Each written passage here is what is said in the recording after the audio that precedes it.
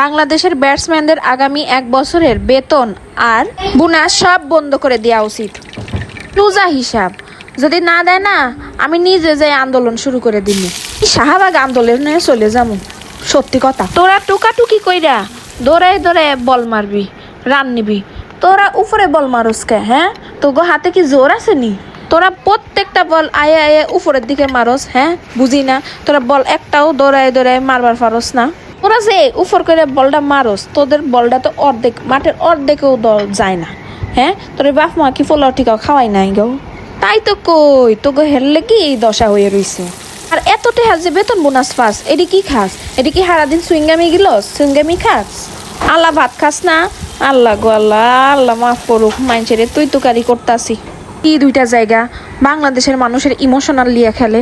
আল্লাহ গো আল্লাহ, 136 run করবার পরে না 120 বলে। আল্লাহ, তোরা এমোর আর হোমোর দরফার তাইলে তো তোকে রান আয়া পরে।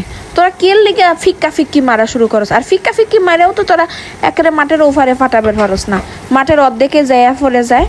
36 রানে মানুষেরা আটকায় দেওয়ার ক্ষমতা রাখে বলাররা, আর তোরা আর ব্যাটসম্যান গুলামের পুতেরা 136 রান করবার পারে না।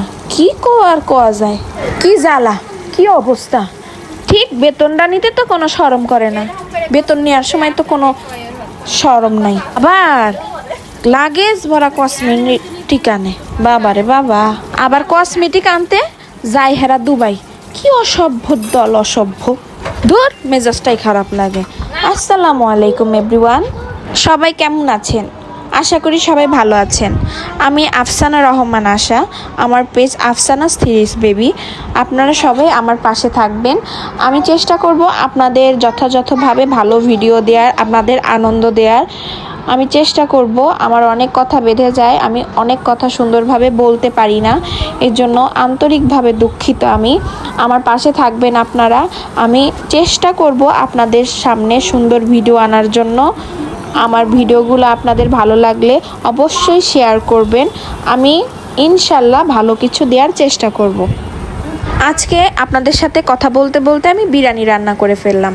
আর বিরিয়ানির প্রথমেই আমি সুন্দরভাবে সরিষা তেল গরম করে নেওয়ার পরে পেঁয়াজ দিয়ে বেরেস্তা করার পরে আস্তে আস্তে সব মশলা দিয়ে ফেলেছি। মশলা দেওয়ার পরে গোস্তটা দিয়ে ফেলেছি। গোস্তটা সুন্দরভাবে কষানোর পরে যখন তেল তেল উঠে গিয়েছে, তারপরে আমি গোস্তটা আলাদা করে আমি এর ভিতরেই চাউলটা দিয়ে নিয়েছি। চাউলটা দেওয়ার পরে সুন্দরভাবে চাউলটা হয়ে যাওয়ার 80% হওয়ার পরই আমি গোস্তগুলো দিয়ে ফেলেছি। গোস্তটা হওয়ার পরে এই তো দেখেন, আমি সুন্দরভাবে একদম পারফেক্ট ঝরঝরা একটা বিরিয়ানি রান্না করে ফেলেছি। মাশাআল্লাহ, ঘ্রাণটাও সুন্দর হয়েছে, খেতেও মজা হয়েছে।